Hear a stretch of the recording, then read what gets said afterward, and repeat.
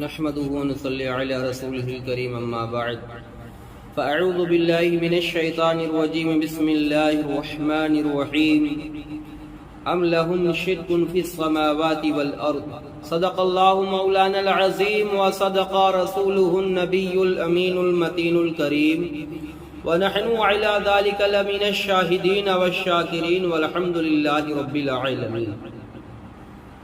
اعلی حضرت عظیم المرتبت مجدین و دین و ملت علیہ رحمت رضوان آقا کی مدح سرائی کرتے ہوئے نعت پاک لکھتے ہیں کہ وہ کمال حسن حضور ہیں کہ گمانے نقص جہاں نہیں، یہی پھول خار سے دور ہے، یہی شمع ہے کہ دھواں نہیں.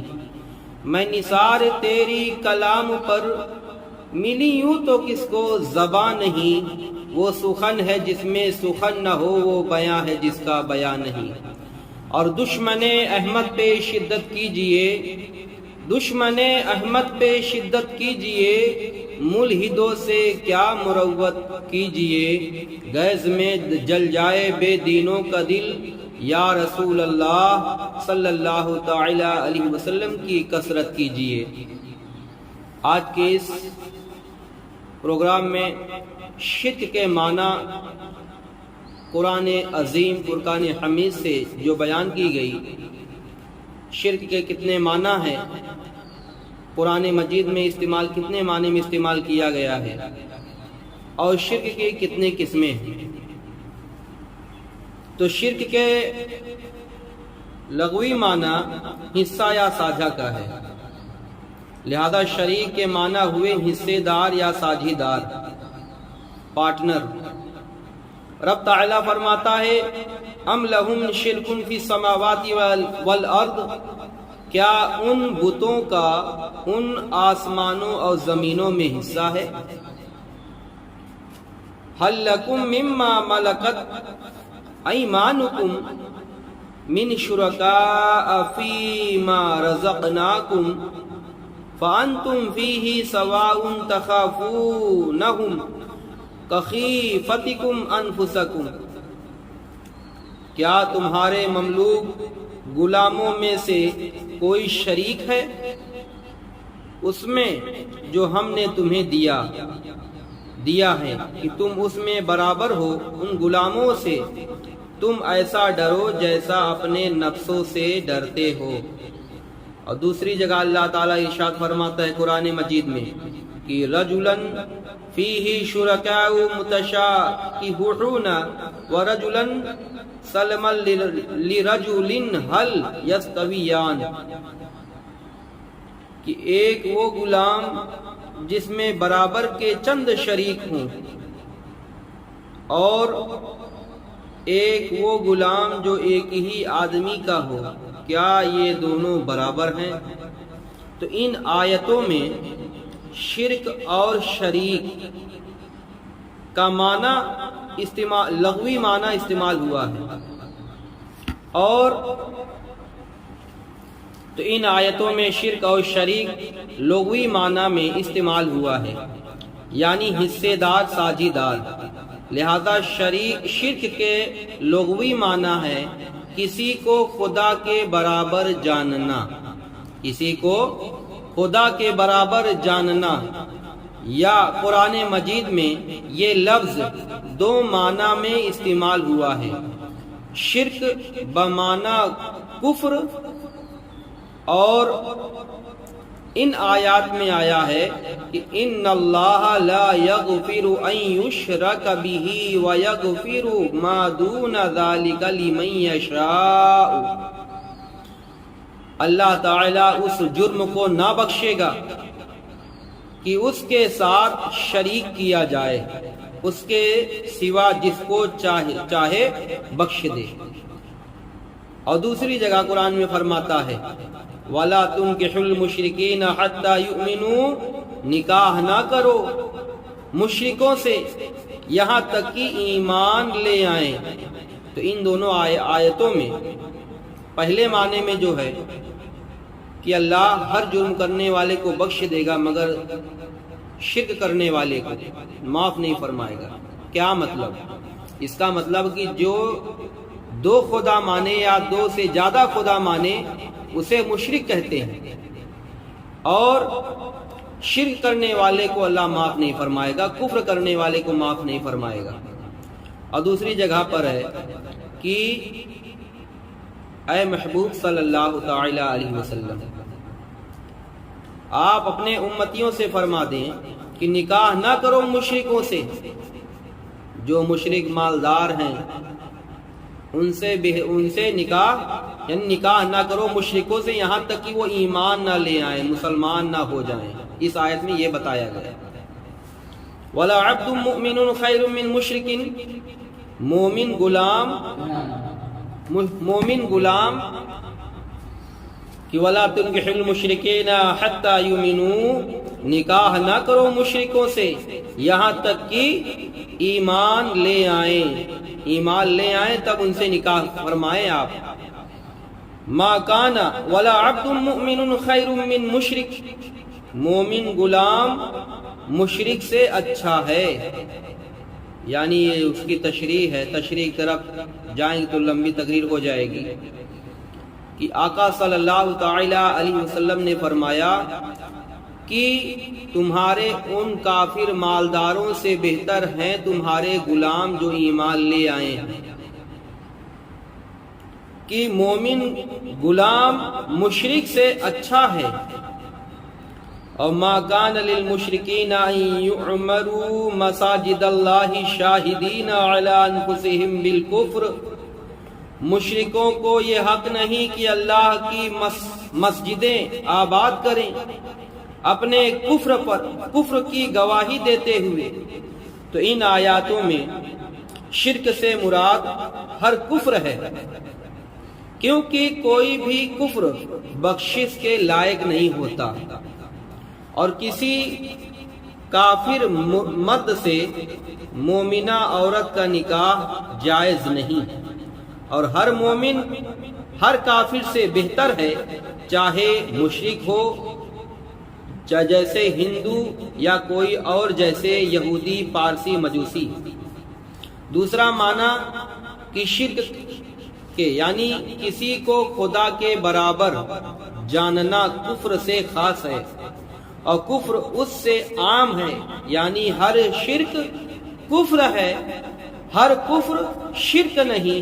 جیسے ہر کوا کالا ہوتا ہے اور ہر کالا کوا نہیں ہوتا، جیسے ہر کوا کالا ہے مگر ہر کالا کوا نہیں، ہر سونا پیلا ہے مگر ہر پیلا سونا نہیں، لہذا دہریہ کافر ہے، مشرک نہیں۔ اور ہندو مشرک بھی ہیں، کافر بھی ہیں۔ قرآن مجید میں شرک اکثر اسی معنی میں استعمال ہوا ہے، جیسے جعل له شرکاء فیما آتاہما، ان دونوں نے خدا کے برابر کر دیا اس نعمت میں جو رب تعالیٰ نے انہیں دی، جو رب تعالیٰ نے انہیں دی۔ حنیفا وما انا من المشرکین، میں تمام برے دینوں سے بیزار ہوں اور میں مشرکین میں سے نہیں ہوں۔ ان الشرک لظلم عظیم، بے شک شرک بڑا ظلم ہے۔ وما یؤمن اکثرهم باللہ الا وهم مشرکون، ان میں سے بہت سے لوگ اللہ پر ایمان نہیں لائے مگر وہ مشرک ہوتے ہیں۔ ان جیسی سدھا آیتوں میں شرک اسی معنی میں استعمال ہوا ہے، بمعنی کسی کو خدا کے برابر جاننا، خدا کے مساوی جاننا۔ تو شرک کی حقیقت رب تعالیٰ سے مساوات پر ہے، یعنی جب تک کسی کو رب کے برابر نہ جانا جائے تب تک شرک نہیں ہوگا۔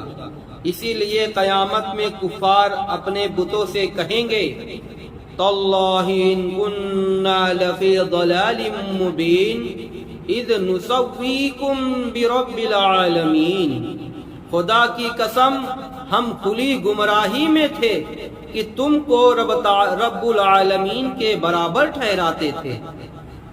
اس برابر جاننے کی چند صورتیں ہیں۔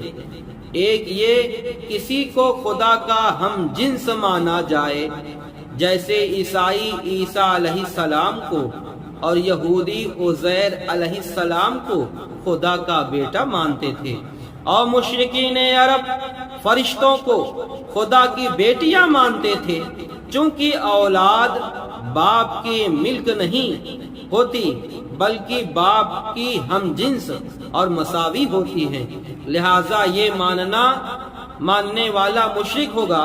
رب تعالیٰ فرماتا ہے وَقَالُوا اتَّخَذَ الرَّحْمَنُ وَلَدًا سُبْحَانَهُ بَلْ عِبَادٌ مُكْرَمُونَ، یہ لوگ بولے اللہ نے بچے اختیار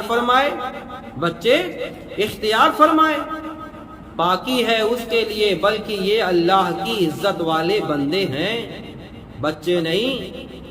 وقالت اليهود عزير ابن الله وقالت النصارى المسيح ابن الله، اور یہودی بولے کہ عزیر اللہ کے بیٹے ہیں، اور عیسائی بولے کہ مسیح اللہ کے بیٹے ہیں۔ تو بنا دیا گیا ان لوگوں نے اللہ کے لیے اس کے بندوں میں سے ٹکڑے، بے شک آدمی کھلا ناشکرا ہے۔ اور بھی بہت ساری آیتوں میں اللہ تبارک و تعالیٰ نے ان کی مذمت فرمائی۔ ان جیسی آیات بہت سی آیتیں ہیں، اس میں کسی قسم کا شرک مراد ہے، یعنی کسی کو رب کی اولاد ماننا۔ دوسرا یہ کہ کسی کو رب تعالیٰ کی طرح خالق مانا جائے، جیسے بعض کفار عرب کا عقیدہ تھا کہ خیر کا خالق اللہ ہے اور شر کا خالق دوسرا رب ہے۔ اب بھی پارسی یہی مانتے ہیں کہ خالق خیر کو یزدان اور خالق شر کو اہرن من کہتے ہیں۔ یہ وہی پرانا مشرکانہ عقیدہ ہے۔ یا بعض کفار کہتے ہیں کہ ہم اپنے برے اعمال کے خود خالق ہیں، کیونکہ ان کے نزدیک بری چیزوں کا پیدا کرنا برا ہے، لہذا اس کا خالق کوئی اور چاہیے۔ اس قسم کی مشرکوں کی تردید کے لیے یہ آیات آئی۔ خیال رہے کہ بعض عیسائی 3 خالقوں کے قائل تھے، جن میں سے ایک عیسیٰ علیہ السلام، اور ان تمام کی تردید میں حسب ذیل آیت ہے۔ آیت نمبر 1، واللہ خلقکم وما تعلمون، اللہ نے تم کو اور تمہارے سارے اعمال کو پیدا کیا۔ اللہ خالق کل شیء وہو علی کل شیء وکیل، اللہ ہر چیز کا خالق ہے، وہ ہر چیز کا مختار ہے۔ خلق الموت والحیات، خلق السماوات والارض وما فیہن وَهُوَ عَلَى كُلِّ شَيْءٍ قَدِيرٌ، اللہ نے موت اور زندگی کو پیدا فرمایا، اللہ نے آسمانوں اور زمینوں اور ان کے درمیان کی چیزوں کو پیدا فرمایا اور ہر چیز پر قدرت والا ہے۔ لَقَدْ كَفَرَ الَّذِينَ قَالُوا إِنَّ اللَّهَ هُوَ الْمَسِيحُ ابْنُ مَرْيَمَ، بے شک کافر ہو گئے وہ جنہوں نے کہا اللہ وہی مسیح مریم کا بیٹا ہے۔ لقد کفر الذین قالوا ان اللہ ثالث ثلاثۃ، بے شک کافر ہو گئے وہ جو کہتے ہیں اللہ 3 خداؤں میں تیسرا ہے۔ تو ان تمام جیسی آیتوں میں اسی قسم کے شرک کا ذکر ہے کہ اس کی تردید ہے کہ اگر یہ مشرک غیر خدا کو نہ مانتے ہوتے تو ان میں سے یہ مطالبہ کرنا ان معبودوں کے مخلوق دکھاؤ درست نہ ہوتا۔ تیسرے یہ کہ خود زمانہ کو مؤثر مانا جائے، خدا کی ہستی کا انکار کیا جائے، جیسے کہ بعض مشرکین عرب کا عقیدہ تھا کہ موجودہ دہر میں دہریہ انہی کی یادگار ہیں۔ رب تعالی فرماتا ہے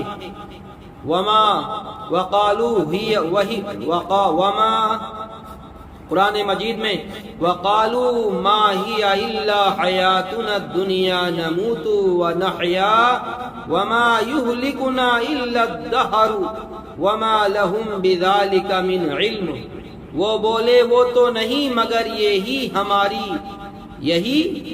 یہی ہماری دنیا کی زندگی، مرتے ہیں اور جیتے ہیں اور ہمیں ہلاک نہیں کرتا مگر زمانہ، اور انہیں اس کا علم نہیں۔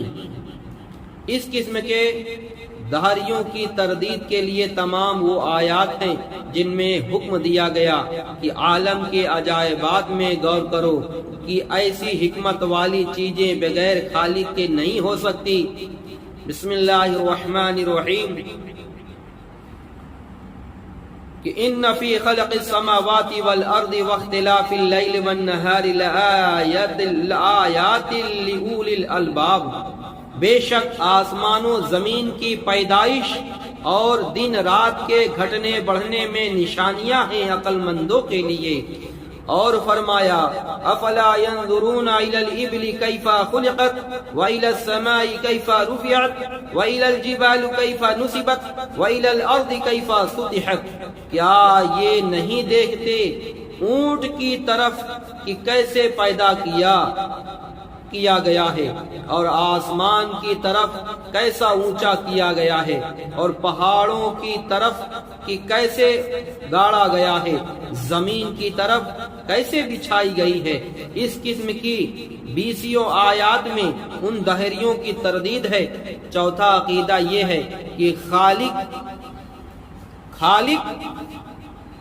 ہر چیز کا تو رب ہی ہے، مگر وہ ایک بار پیدا کر کے تھک گیا معاذ اللہ، ایسا بھی عقیدہ رکھتے ہیں۔ ایسا عقیدہ رکھنے والا جہنمی اور کافر ہے کہ اب کسی کام کا نہیں رہا، اب اس کے خدائی کو چلانے والے یہ ہمارے معبودین باطلہ ہیں۔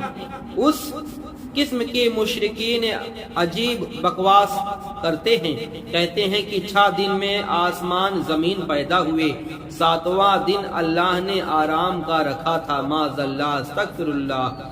اللہ آرام کرنے سے پاک ہے، اللہ تھکاوٹ سے پاک ہے، دور کرنے کو اب بھی وہ آرام ہی کر رہا ہے۔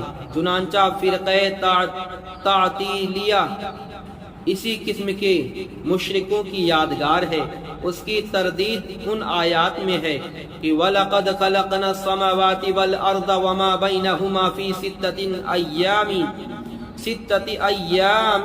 أَيَّامٍ وَمَا مَسَّنَا مِن لُغُوبٍ، بے شک ہم نے آسمان و زمین اور جو کچھ اس کے درمیان میں ہے 6 دن میں بنایا اور ہم کو تھکن نہ آئی۔